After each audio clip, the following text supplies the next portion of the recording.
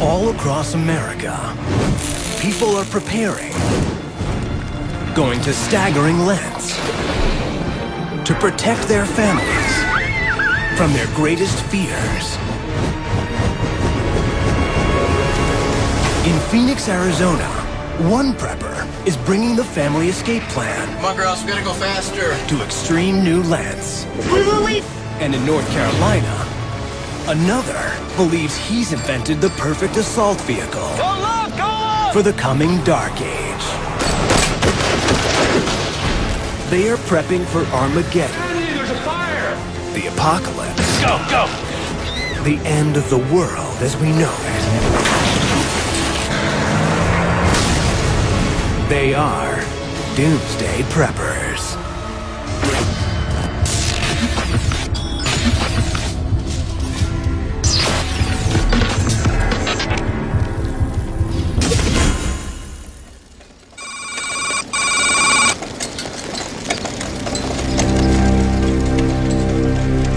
Our founding fathers said that government is a terrible evil. There are powers that are in control of a lot of the policies that are coming down the pike that are, I guess you could call them evil. They're not for the good of the people. As the man, it's my responsibility and my duty to protect my family and to put us on a path that will enable us to survive tyranny. Chad Hudspeth, a former roofer, recently moved his family to the edge of Phoenix, Arizona, to make sure they wouldn't become victims of his worst fear. I'm prepping for a nuclear strike brought on by the American government and resulting in a genocidal siege. If we were to take a direct hit from a nuclear weapon from our own government, then I think we would immediately see a lockdown like you saw in Boston. So you wouldn't be allowed to really move about freely. There would be a curfew. You'd have to be in your home at a certain time. You'd be taken to makeshift prisons, basically a concentration camp. I definitely think that something like that could happen in the United States. Chad believes that over the last century, 260 million people have been killed by their own governments, and that those in political power are one of the deadliest forces on Earth.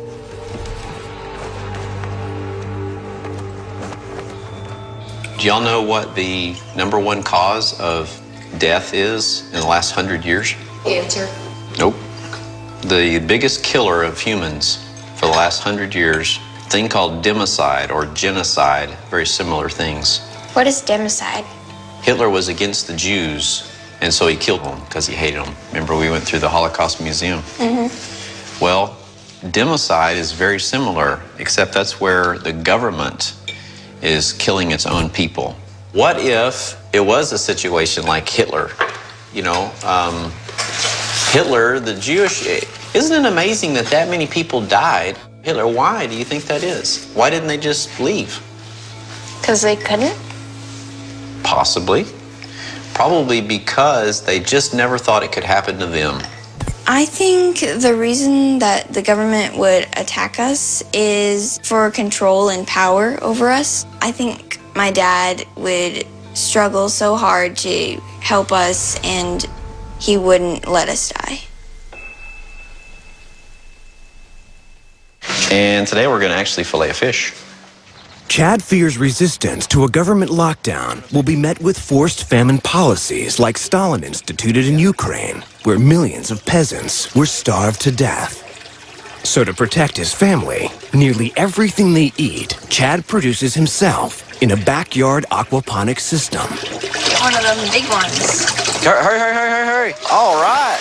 Charlie, can you put the lid down? Okay, stop wiggling. Oh, yuck. We're just going to come in here. Just like that. And then I'm going to feel. Oh, my gosh. And ride that bone. That's disgusting. All the way back. Aquaponics is revolutionary because we take fish and their waste product and create a plant nutrient with it. The plants purify the water and the fish create the nutrient. So you have a symbiotic relationship going on and your plants grow twice as fast. It's far superior to traditional agriculture. One byproduct of Chad's aquaponics process is algae, which is also the starting ingredient for making biodiesel. Because Chad fears gasoline could be rationed after a government lockdown, he's asked his neighbor Clint to help him turn his algae into usable fuel. So you save your algae oil up until you have enough to make it worthwhile. So I grow my algae, I squeeze the oil out of it, and I pour it in here. Right. Okay? After that, we mix a little methanol and go ahead and open the valve on this. Now take the cap off and pour those. All right, so let me just make sure. So this is caustic soda. Yes. And we're going to mix this into methyl alcohol. Yes, very dry methyl alcohol. And you have to make sure the ratios are right. Yes. All right, so. You've got diesel within 2 hours. 2 hours. However, it takes a little bit of time for the diesel to separate from the glycerin, which, being a prepper, you're going to appreciate that glycerin's primary ingredient in soap. So as a byproduct, we got soap. Absolutely. Chad feels he must do everything in his power to keep his family safe. So he's been plotting an even bigger prep. A way to turn his suburban backyard into an underground escape route. I'm going to survive a genocidal siege by building a tunnel that will lead my family to safety.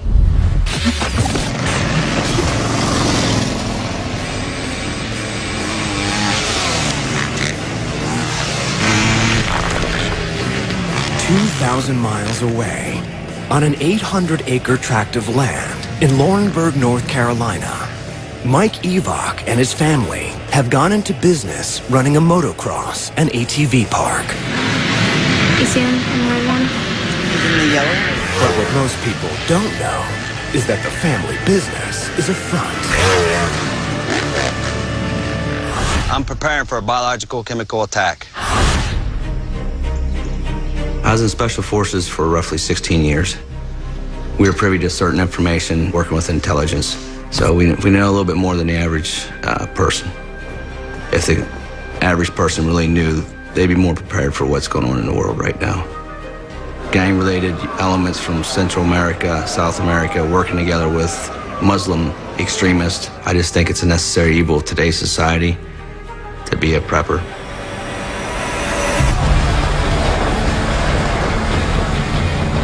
My main concern would be a biological and chemical attack in the United States. A chemical and biological attack could be anything, a nerve agent, chemical agent could be launched into the air. It doesn't have to be a large bomb or anything like that. If you used to put that airborne into some kind of sprayer, it could cause a lot of harm. I just think it's a matter of time before somebody unleashes some kind of chemical threat against us. When I was single, it's easy. I could survive forever. Yeah, I was good to go. But a family, you have to take care of them a little bit better.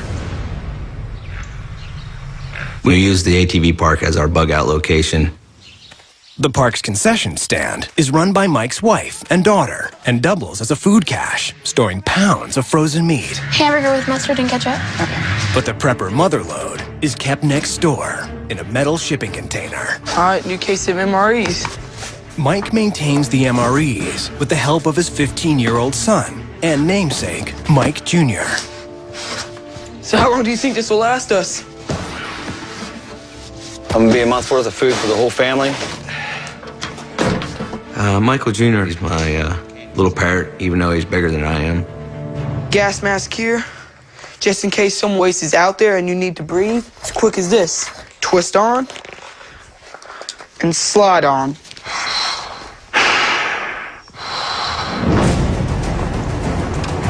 Gas masks, surgical masks, and even handkerchiefs can reduce exposure to chemical or biological agents. But only a sealed-off safe room can offer complete protection from the release of lethal gases. Come on, Mikey, let's set this biodome up, man. So Mike keeps a portable one called a biodome. What's unusual about the biodome is that it's one of the few pieces out there that can save you from a biological or chemical attack. Mike's biodome is designed for rapid mobile deployment.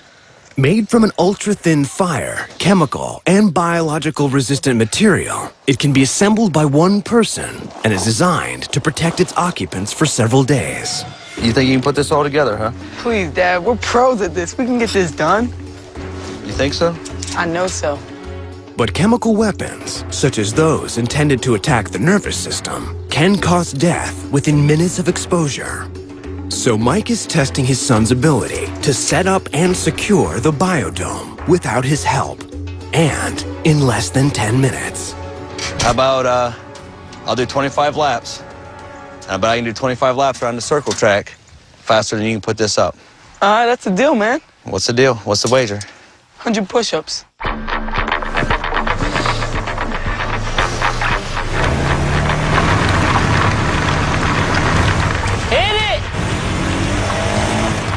Go, Mikey, go! Smooth as fast, bro.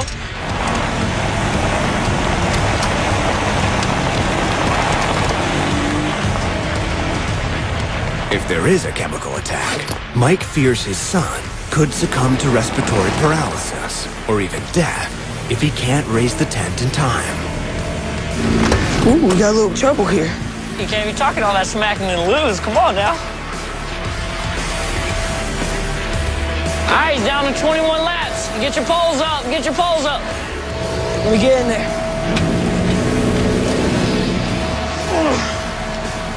Oh, it's stuck. Crap. What? He's down to 16 laps. All right, your door's good? Doors are good. All right, brother. Yeah, go show your dad. One stick away, baby. You got you, Mike. You got you, man. I see some cardio push-ups. Come on, baby. It took him 8 minutes and 1 second to set it up. 100 Hit that ground, baby. 100 of them? 100. All right. 32, 33. Mike Jr. won the bet, but Mike Sr. wants to test the tent to make sure it can keep out biological and chemical agents. The filter's pulling it in. I see the filter pulling it in, so the filter must be filtering the smoke out. Yeah, we're all good. That worked pretty decent, didn't it? But the biodome is only designed to protect them for 3 days. So when the time comes to step outside, Mike wants to make sure he can defend his property. I'm building an ATV tank called the Interceptor.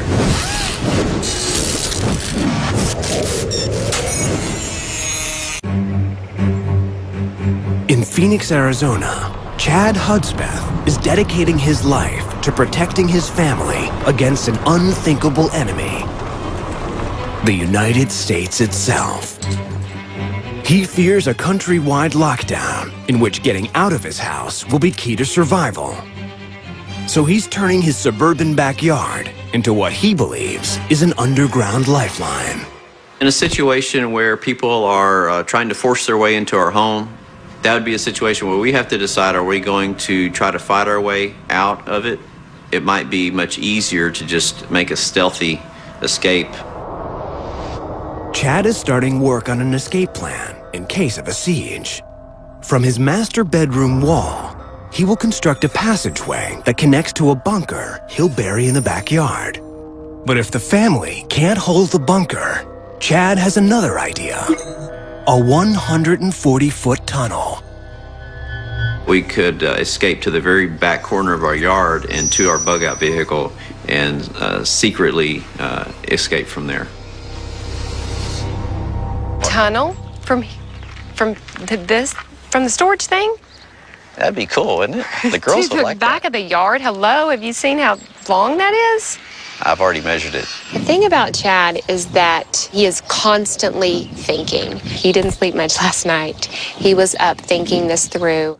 The tunnel will be 140 feet long, close to the width of a football field, and run the distance from Chad's bedroom wall to a camouflaged exit hatch where his bug-out Jeep will be hidden. But before he can start major construction, he needs to find materials that can handle hundreds of pounds of pressure and not deteriorate over time. Just looking for some pipe, some big pipe. For a slide, or what are you doing with it? Well, it's actually going to be like an underground tunnel. We're going to try to attach it to a shelter, an underground shelter, and then have like a stealth escape to get out. Okay, that's a first. Because Chad is concerned about secrecy, he wants the pipe to be small enough to blend in with neighborhood sewer lines. But it must also be big enough to fit his whole family and give them enough extra space to keep breathable air flowing. So that's a 15-inch. That's really small. Heidi, you think you can fit in that? No. No. Yeah, if you can't fit, there's no way we can fit. Yeah, we're going to have to go to the bigger pipe. All right. Well, we need to see if we can crawl through there. Be my guest. All right.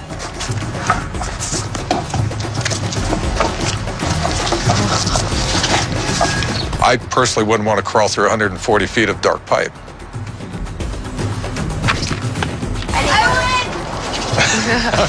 You sure did. How was it? It's tight. There's no way you could do smaller than that, I don't think. No. I think the 24-inch is going to be the way to go. Yeah. While it would be nice to have a 6-foot diameter tunnel that we could run through, secrecy is extremely important in this situation.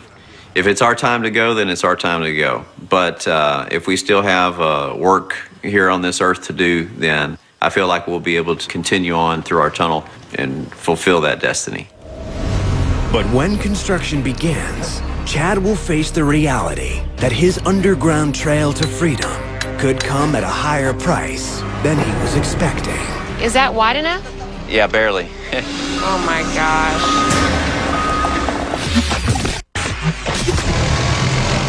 In Laurinburg, North Carolina, Mike Evok is prepping for a chemical attack on the U.S. He fears that survivors of an attack could flee to his home and attempt to take what he has with force. So he regularly trains his team to do perimeter patrols of the property. I do train my family and my guys at my ATV park. All my friends and the guys that work for me, including my family, are all trained up on what to do in a blowout situation. My history of using ATVs in Afghanistan and Iraq is the mobility, the flexibility of using an ATV is much better than using a conventional vehicle like a truck or an SUV.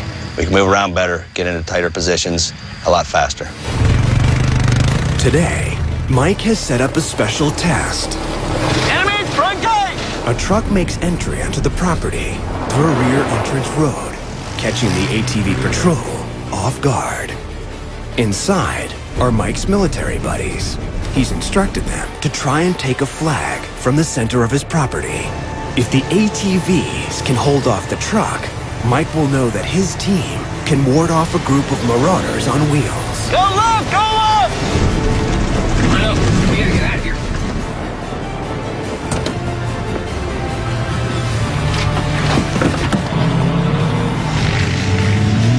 Go left! Go left!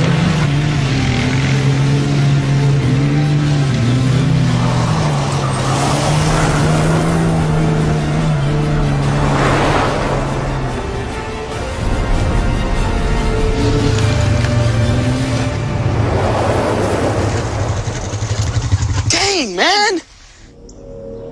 All right, guys, obviously we were breached today. Our ATVs are not big enough, and we need something to stop them. We couldn't do nothing except to eat his dust and chase him out. I think we need to get together and build something we can engage them with to make them stop and see what they're up to. The ATV patrol failed to stop and seize the truck, proving Mike's need to build a combat-capable, all-terrain vehicle.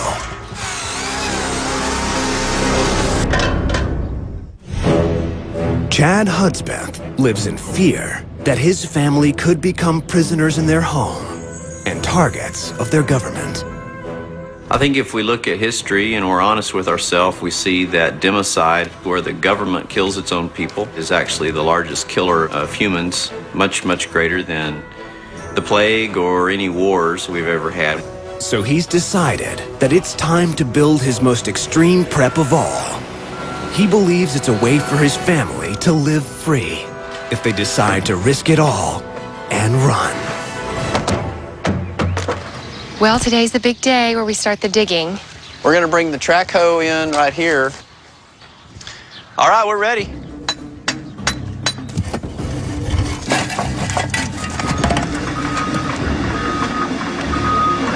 It's going to be a tight squeeze.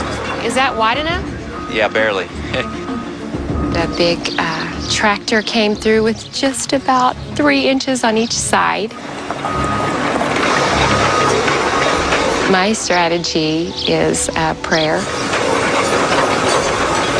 I believe the scripture that says we're supposed to be submissive to our husbands. I don't agree with everything and understand everything that he does, but I support him 100%. To maintain the appearance of a normal house, Chad wants the bunker to be buried as close to the master bedroom wall as possible. But digging with heavy machinery close to home comes with a risk. You know, as they were digging down, I could really feel that vibrations when they hit that rock. Is there any chance that could maybe crack the foundation of the house or anything? No, there's always a chance anything could happen.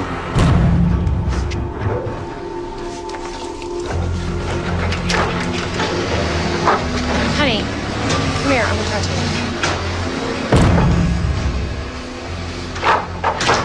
So I'm looking out, and when that scoop goes down and hits, you can feel, like, watch, you can feel the foundation move.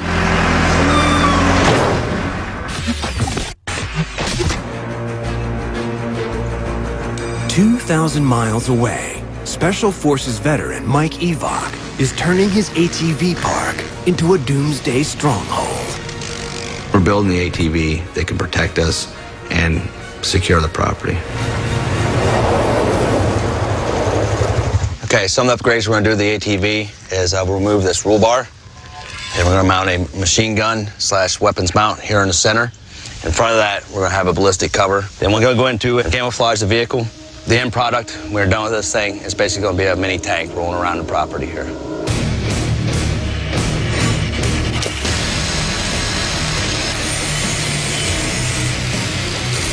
The gun mount is necessary to be able to stabilize your weapon systems. It will help get the gun up above the handlebars. Below the weapon system, we'll have an area to mount at least 1,000 to 2,000 rounds in case you need extra ammo. These are the upright mounts to give you the height for the ATV machine gun mount. The gun mount will hold a military assault rifle capable of taking out a truck or car and anyone inside. That looks good there.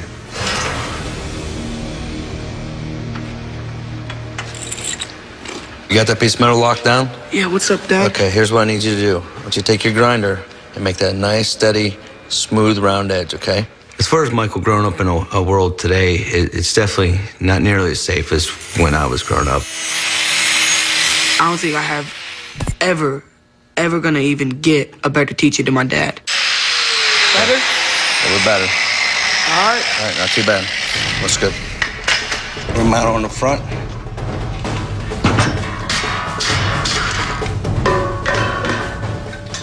Okay, double check it.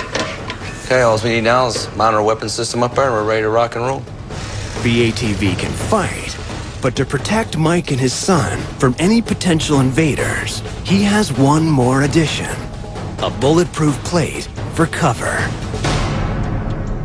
The ballistic body armor we're getting ready to mount onto the ATV. It's lightweight and it takes several penetrations. It's not the Kevlar will break. It has like a mesh inside. It works very well.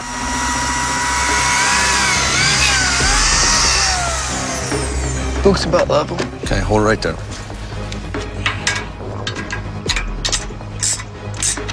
Let's check it out. See what it looks like once you're sitting on it. I think we have a little awesome quad here. Is it coming through, Michael? Yes, sir, it is. Good. We're mounted. We're ready to go rock and roll. Now, he wants to test the firepower and accuracy of the Interceptor's main weapon, a mounted M4 assault rifle, by firing it from a moving ATV.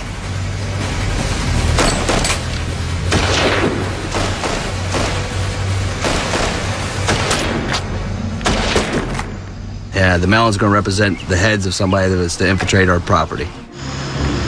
Mike believes that a machine gun is a top choice for defense, but he wants to try out another weapon that could stop an enemy in their tracks.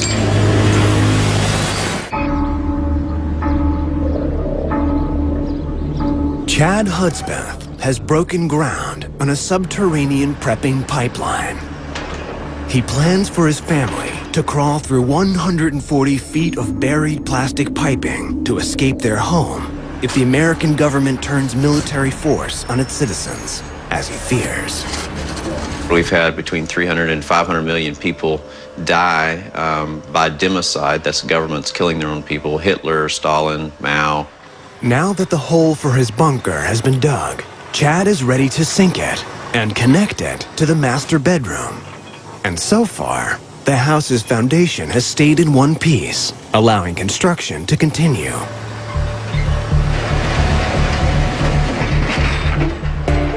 If a democide or any of that happens, we are gonna be ready for it because we have an underground bunker and we can go under there and save ourselves, and we'll have food if it lasts a couple days, and we'll be ready.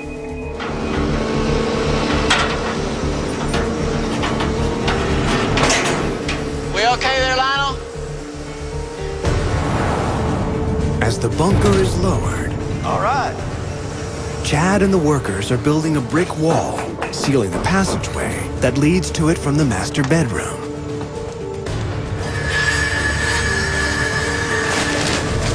So this is going to be cut open, and we're going to have a shelf system that's flush with the wall, but it'll actually be a door that opens to the inside.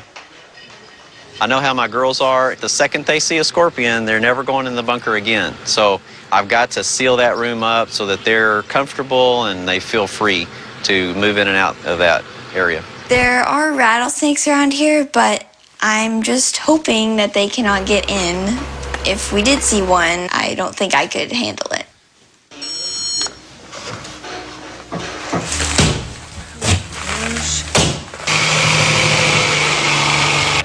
The entrance to the bunker is a hole in the floor just beyond the false wall. It drops down 3 feet into the bunker itself, which is now buried and sealed with foam, plastic, and metal to keep out snakes, scorpions, and water. Finally, Chad is ready to bury the pipes he believes his family will have to crawl through to escape a siege. But once his family enters the tunnel, I'm trying. There's no going back. Wait. 2,000 miles away, in Laurinburg, North Carolina, Mike Evok and his son are building an ATV tank called the Interceptor. Now he's beginning work on another way to disable invading vehicles: homemade caltrops, a tire deflating device made from spiked steel. Okay, you got it? Don't move it. No, it's a little bit off. That's good. It's fine. It ain't gotta be perfect. It'll pop a tire, won't it? Yep. Caltrops have been used since the days of Alexander the Great, and they continue to be used in modern warfare because they are portable, reusable, and extremely effective.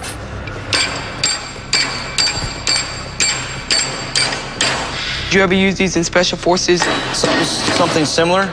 We've made some stuff that I just took and welded some rebar together.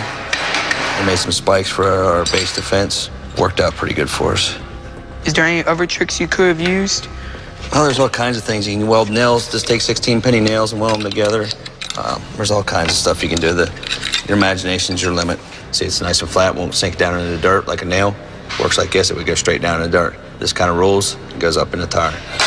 Throw them out there. See, they went in a nice straight line without me even trying. He won't even get far. Won't get far with those, will they? So when that truck came on our property, we could have easily thrown these, taken his tires out, and caught up to him because he would not make it far. Right.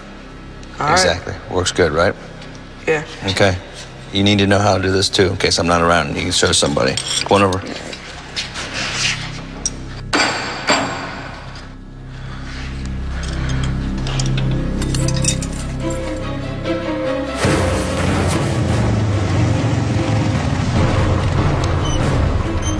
Okay, we're gonna test out the road spikes, see if they can stop this bad boy. Oh, I'm gonna enjoy taking out your tires. All right, let's get going. Let's see what we can do.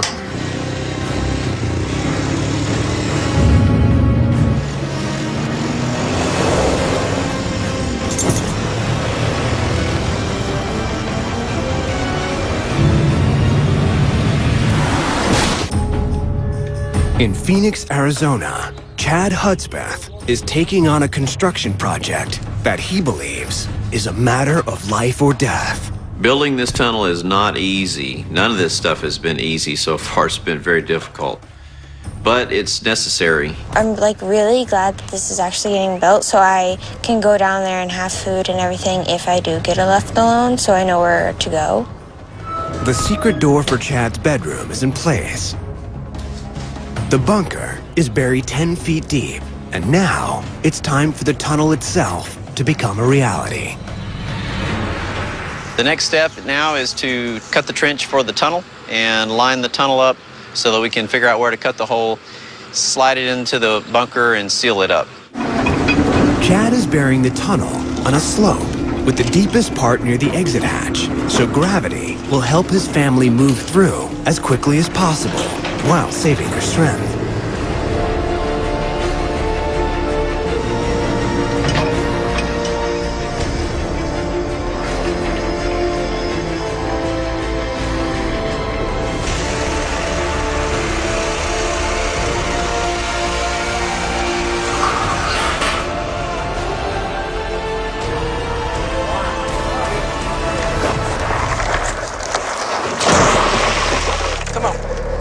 Okay. Okay. Woo!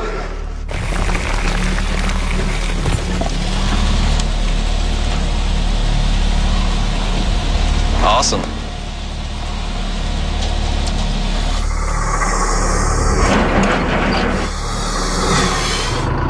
With the tunnel complete, the final 2 security preps can be installed. You want to hand it to me? A secret escape hatch at the edge of the property.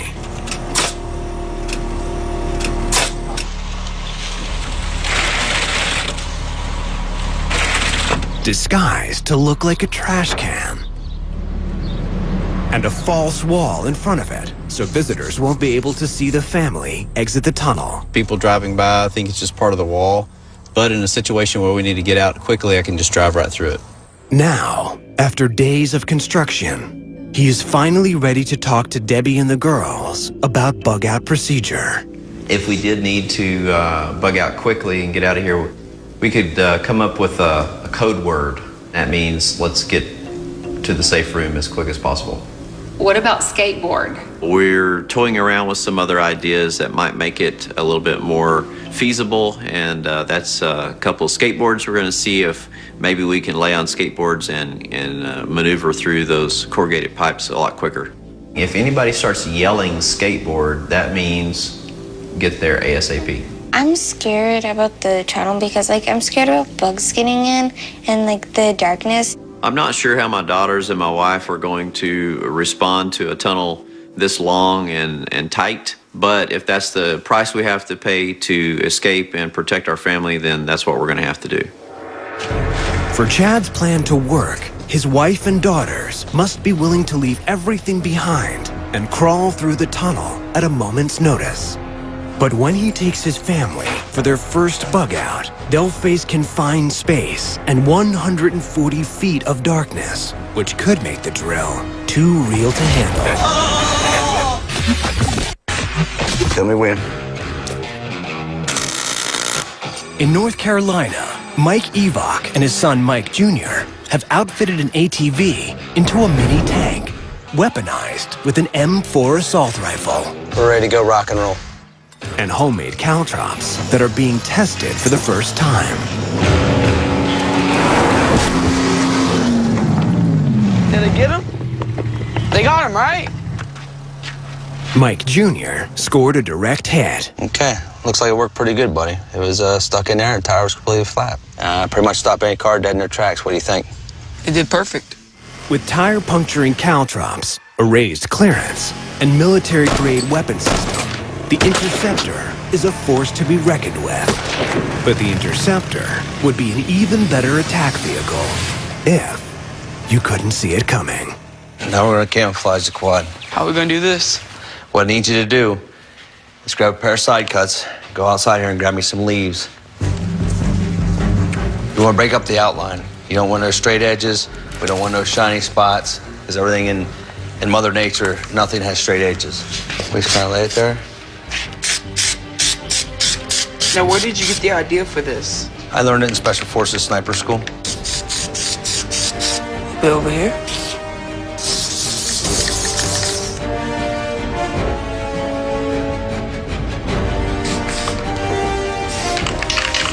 Okay, let's take a look at it. Step back and take a look at it. That's a wrap. What do you think? Nice job, Dad. Found it. You did good, man. But Mike won't consider the Interceptor complete until he sees how it competes against his most feared enemy, Marauders on Wheels.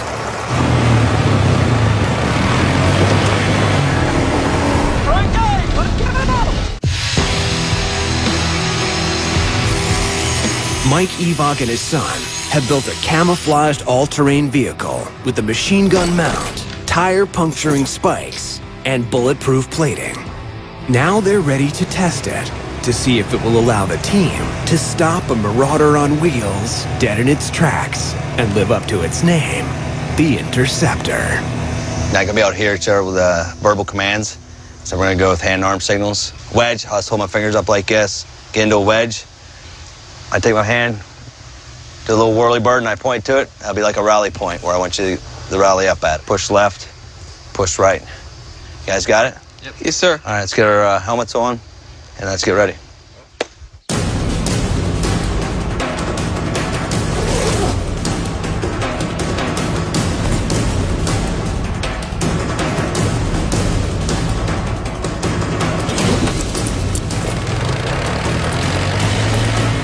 We're going to conduct another drill. We're going to see how our upgrades to our ATV work to stopping the intruder from getting in the property.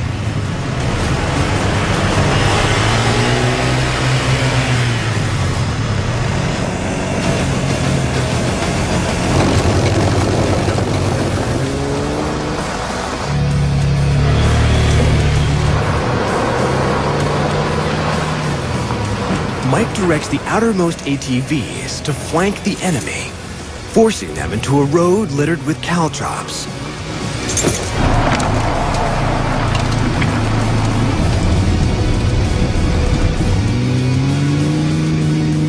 While the Interceptor overtakes the vehicle, drawing the mounted machine gun on the driver.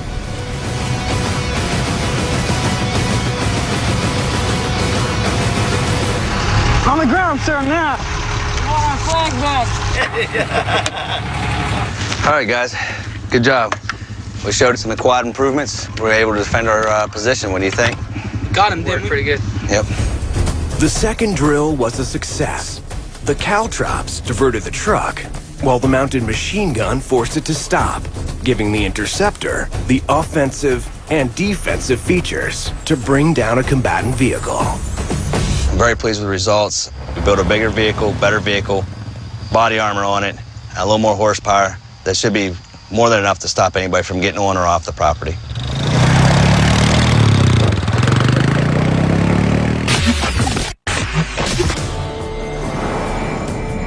In Arizona, Chad Hudspeth has spent thousands of dollars burying an underground escape tunnel for his family. Now, he's ready to put them to the ultimate test, crawling through the 140-foot pipeline. Like their lives depend on it.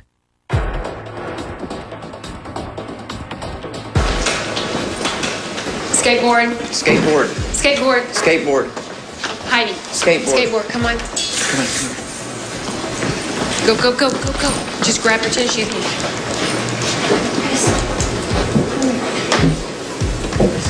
Come on, come on. Is there a light? Stay. Right now. Come here, man. Come on. Come on. Come on. It's okay. It's okay. Here, hand it to me. Put your hand. This is weird. Are you gonna go to staircase or something? Come on, come on. I'm trying.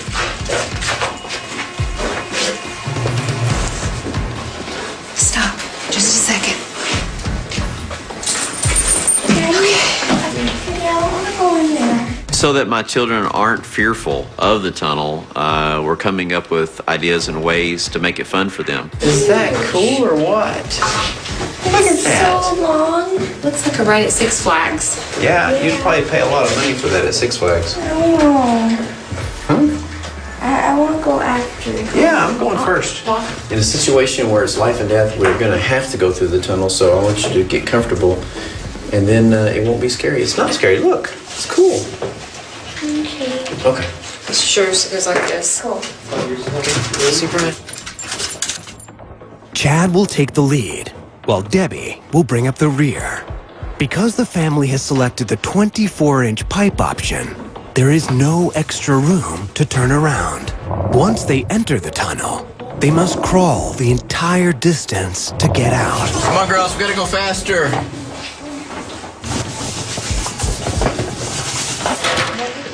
Wait, we gotta wait for Mama. Go, just go. Keep going. Quickly. Keep going. Debbie, are you okay? Yes, but keep going. Okay. Don't stop. How far are we from the end? Almost there. I definitely am an American. I have the American spirit. My advice to Americans would be to follow the same things that I've done. I want to wake up my brothers and sisters. The fight we have ahead of us is big. Our constitutional rights that have been taken away, the liberties that we have traded for so-called security. The elites, the men behind the powers, the men that are the powers are certainly swayed by demonic or satanic powers, whether they know it or not.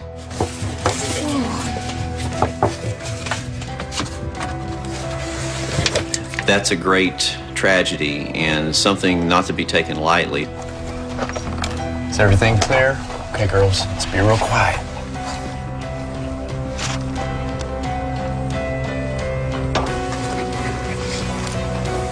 Will America fall? That remains to be seen. I hope that the people will wake up. A wise man sees danger and takes refuge, but a foolish man continues on and suffers for it. So we don't want to be like the foolish man. We want to be like the wise man and prepare.